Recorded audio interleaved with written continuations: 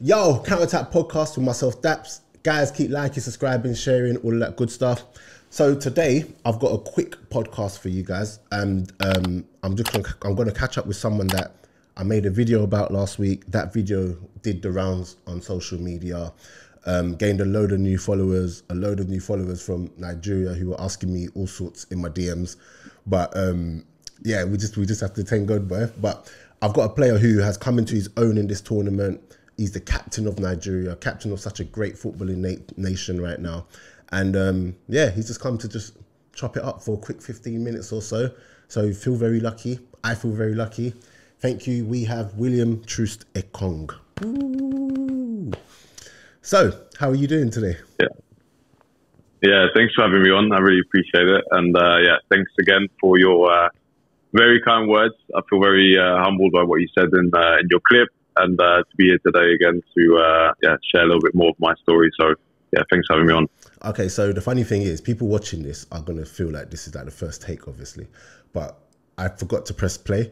So the next 2 minutes is stuff that we've already done. But we're just going to act like, you know, it's the first time. So I'm just going to ask him the question again. But yeah, your stock has obviously risen during the tournament. And is this something that you kind of felt was going to happen? And have you felt the love that you've been getting in regards to your performances and just your overall play in the tournament? Yeah, no, I feel like it's been really good. I've really enjoyed it. Of course, being part of a team of superstars makes it a lot easier because there's a lot of attention drawn to us, which can be good and bad. But I think like now how the team is going and how I'm enjoying my football, it feels like I'm part of something special. And yeah, getting a lot of love on social media, which I try to put aside as much as I can. But most importantly, for my friends, my family, everyone that's watching me, that I think has been part of my journey right from the start. They've also noticed it. So yeah, it's a very nice feeling. And yeah, I'm very happy to be here and part of this moment. And in terms of AFCON, obviously, you know, there's the reputation it has sometimes, you know, that things aren't always done properly and it's not always run properly. But from the outside looking in, this has been one of the best AFCONs for a long time. And you as a player and someone that is obviously living in it, has it felt that way as well as you've been going through the stages? Yeah, I think it's been so exciting because we're right in the heart of it. We're in Abidjan. We're in the city centre right now. I'm just looking over the water, away from the camera, and being able to play against the host country in our group, I think it's, you know, got a lot of eyes on us, and the way that the team is starting to pick up, and of course, like I said, the players that we've got in our team attracts a lot of attention. So to be part of this AFCON, compared to the other 2 or 3 that I've been in Egypt and in Cameroon, it's different because, yeah, everything seems well organised. I've enjoyed watching a lot of the other games as well. And there's a real hype here in Abidjan especially. So yeah, it's exciting times to be part of this.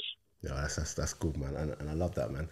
So coming in, did you feel like it was going to be a good tournament in terms of how you felt, in terms of physically and, you know, your performances? Because some people might be surprised just how well you've done. I feel like you've been one of the players of the tournament so far. But how were you feeling? How was you feeling coming into the tournament? Yeah, no, it's been a different one for me this time because I wasn't sure if I was going to be part of the tournament. I had my differences with the coach over the last 6 months. And yeah, I even considered retiring from international football. I didn't really feel appreciated.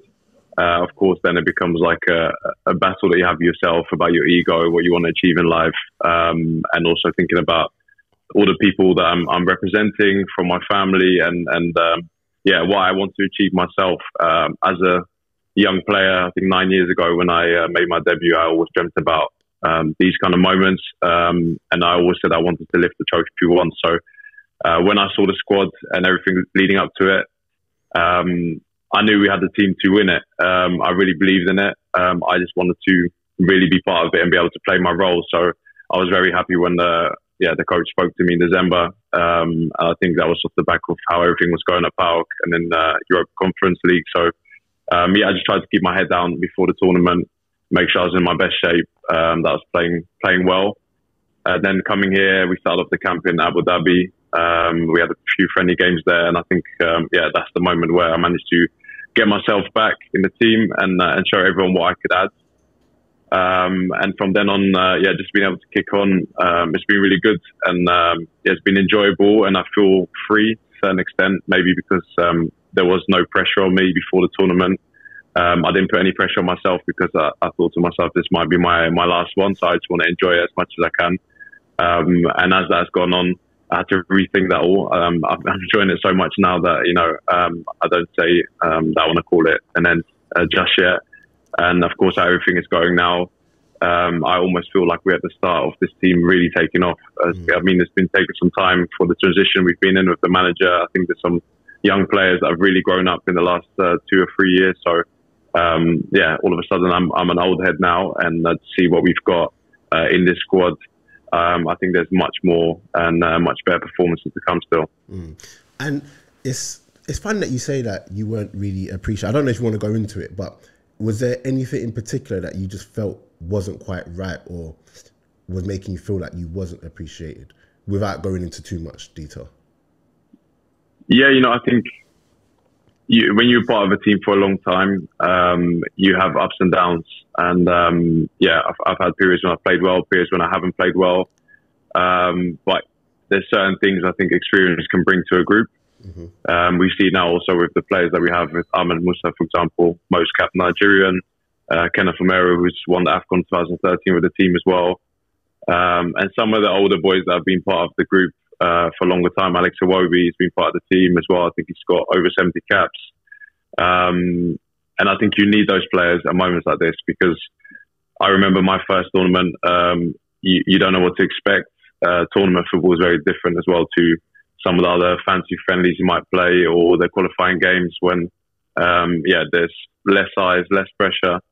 And I think if you want to have a team that wins, and if you look at all the previous teams that have done well at AFCONs, they always seem to have that element of experience. So for that not to be part of the team, I think would have been a real shame. So I'm very happy that, you know, the decisions were made to have those, you know, somewhat older players, yeah, even though most of us are 30 and below, are here. So yeah, I think that's something that is a key element that you need for success. And I think, yeah, as the tournament's gone on, I think you can really see what that brings to the team. Okay, cool. And can you remember that first conversation where you was told that you'd be captaining the side, and how did that feel for you? Because for a lot of people, they don't understand. It's going to be a two-part question. They don't understand the pressure that is on this Nigerian team, even at the lowest time of times.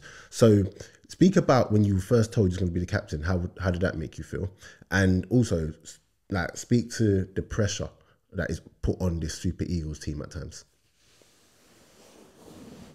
Yeah, that is a loaded question. I think for the captaincy, it was something that I had done before. The last AFCON Cameroon, I captained the players as well on the pitch. Of course, we've got Ahmed Musa here, who is our team captain officially.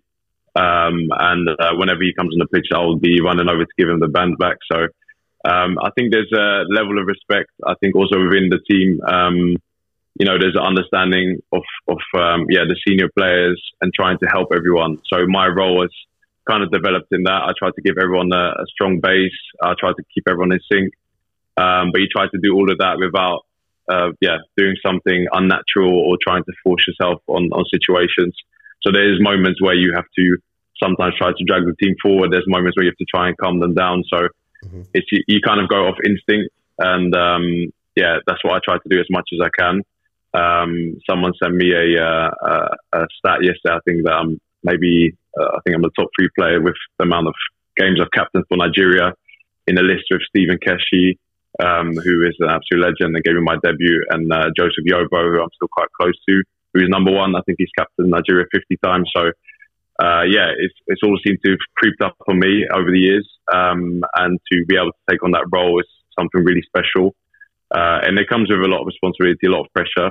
But I think the more you try to, take that in your stride and not put more of that on yourself, the better you can really execute that role. So, we've got a captain's group here with Kenneth Omeru and Ahmed Musa. We try to do everything together, the three of us off the pitch, which I think helps a lot. And I think there's, a good level of respect between the players. Of course, you've got superstars in the team like Victor Osimhen, Chukwueze, those kind of players that are, at this moment in time at the top of world football. But there's a real level of respect, and they also understand that they need, everyone's help. And I think you kind of need that in the team. So I wouldn't say there's a hierarchy, but there is a understanding of, we need to make decisions collectively, which is always done as a whole group. And then you need someone to be on top of that and not so much police, but to make sure that we are, keeping to our values, and that it's on the pitch and also off the pitch. So, for me as a role as a central defender, it's always trying to be vocal as much as I can. And I think that I can really help the team. And I think as you see us playing now, there's a real synchronization within the team. And I just try to extend the message from the manager, really. No, I love that. And in terms of the pressure that that comes with playing for such a big footballing nation, speak to that. Yeah, I try to keep all of that in the circle that we have. So we made some clear rules about what we're going to try to avoid and what we let us affect us as a group. So we have our meetings. We talk about the games, about how we want to approach it, as we have so many Nigerians, I think over 220 million.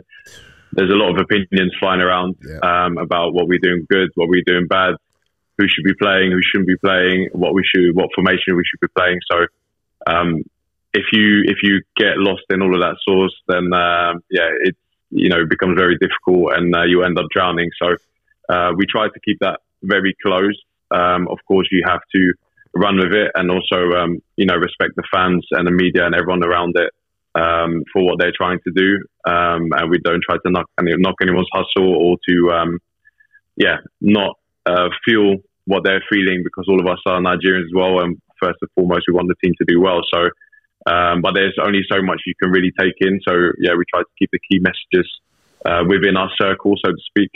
And I think that's the best way to deal with that kind of pressure, and not get carried away, because before the tournament started and after the first game, there was a lot of criticism and all the things that we could do better. And of course, we know that as well. But then we have to try and convert that from just words into a plan of action, really. And that's what we try to do. And now that the team is doing well, which mainly is measured in wins and us progressing from the outside world, we have to try to remember how we got there, and not just get carried away. So our manager is very good, because he makes sure that our feet are firmly on the ground. And then also, one of my key things is to really be present in the moment, and trying to make those adjustments as we go on the pitch, instead of looking back at a game and say, oh, okay, I wish I did this different or that different. So trying to be present is, for me, is the key thing to try to deal with that pressure and make the best decisions. And and also trying to keep the team present as well throughout a game. That's my way of trying to deal with it. But it feels like there's a lot, but when you actually break it down and keep it close, then it's something that you can actually digest and work with. Because otherwise, if you go away with the wind and what everybody thinks in Nigeria, then it's very difficult to find a balance. Well, you lot are definitely managing it well. It does seem that way. It does seem like you guys are very close, and you're ignoring the noise. Hence why you're able to just come and just play the football you're playing. But if we talk more about the tournament and the games itself, what would you say has been the toughest game you found personally, and then the toughest game even as a team so far in this tournament? The key moment for us, I think, was the Ivory Coast game, just because after the first game we drew against Equatorial Guinea. I thought we played a good game. We created a lot of chances, and they were just a little bit more clinical. They had 2 shots, they scored 1. I think we had probably 4 or 5 big chances and only scored 1. So after that game, coming to play against the hosts in their big stadium. All the fans, I think they called it a national holiday to make sure everyone could come and watch that Met game. Felt like a key moment for us. So for us to change formation, defend the way that we did as a team, and manage to win that game kind of really gave us that belief and the momentum to kick on. So I would say the Ivory Coast game was key. And then, of course, the round of 16 game, just because in the last tournament in Cameroon, that's where we went out after a fantastic group stage. So I think that sticks with you. So you try to learn from that lesson. And that was another key moment for us to play against Cameroon, which is a rivalry in itself, to progress. So those are the two key games, I would say, this tournament. But I think every game has added something different to our team. I think we're taking that and learning from it and improving, which is something really nice to see. I would actually say as well, the Cameroon game for me was the game where I looked and I said, do you know what? They're here, like they're ready for this tournament, because Cameroon they're just such a different kind of team in regards to a good footballing team, a team that you have to be on your P's and Q's with, and like literally watching that game, he stood up to every test. Even in that clip that I said their attacker was onto you, but you would never know because of the way that you kind of dealt with it. So after watching that game, I definitely felt like, Nigeria could actually, like, I started believing more and more and more, because you have the belief that something's going to happen, but you also know what's happened in the past. But then after that game, I'm like, oh my gosh, we're actually going to do this. And then Angola, I don't feel the scoreline really reflected how dominant that performance was, to be honest. And how did you guys feel about the Angola match after? Did you not feel like it doesn't matter as long as it's job done? Or do you go away thinking, we should have maybe put it to bed a bit earlier, if you know what I mean? Yeah, I think, like you said, that's the feeling that we had. There's two parts of it. For me, you play two tournaments in one, really, because the group stage is where there's still room for error. And then when you get to round of 16, the Cameroon game, Angola, after the quarter-final, is when the real tournament starts. And everyone who's there deserves to be there because they've shown quality in the group stage. So the Cameroon game for us, the physicality that came with it, also, like you said, I think they did well to try and break us down the different ways, which we managed to resist. And also for us to play against a team which seemed to have held their own and create a lot of chances, really was a moment where I also felt like, okay, this team is ready now. Then the Angola game that came after that changed the perspective for us, because now we went from a team that's doing well to looking good to being a favourite. It also changes the dynamic of a game. Of course, the Angolans were being very loud. We heard about all of the promises they were making to the team. I think there was a few clips that even came out of their team saying that they were going to smash us. So when I hear that kind of stuff, it fuels me. Like it gives me this buzz. We took that all, and sometimes I kind of see that as the team maybe being scared of us when they have to make that much noise about the game. So we knew that they were going to be on job. Of course, they had nothing to lose playing against us, and they had shown also quality getting there. So it was a different kind of game. I think we didn't perform as well as we could have. I think the second half we gave away the ball too many times. Sometimes we played it a little bit too direct, trying to score off every possession that we have, which then also opens up space for the opposition. So there's definitely things that we learned from that. But at the same time, I think, the way that we approached that game and the way that we were in that game for the 90 minutes, again, gave us a lot of confidence. So there's different lessons from it. And I think we probably learned the most from the Golden game that we just played this week. Yeah. Love that. And so off the back of that, you guys obviously now seen that it's South Africa that's up next, one step closer. And just before I wrap this up, like what's the feeling like in the team in regards to just how far you lot can go and how much more there is to come? From day one, I believe this with all my heart, and I think all the players believe that we can win the trophy. And we try to take it step by step. It sounds very cliche and game by game, but yeah, there really is that belief that we can go all the way. And I think you need to have that. And there needs to be that almost, yeah, unwavering thought and idea behind what you want to achieve.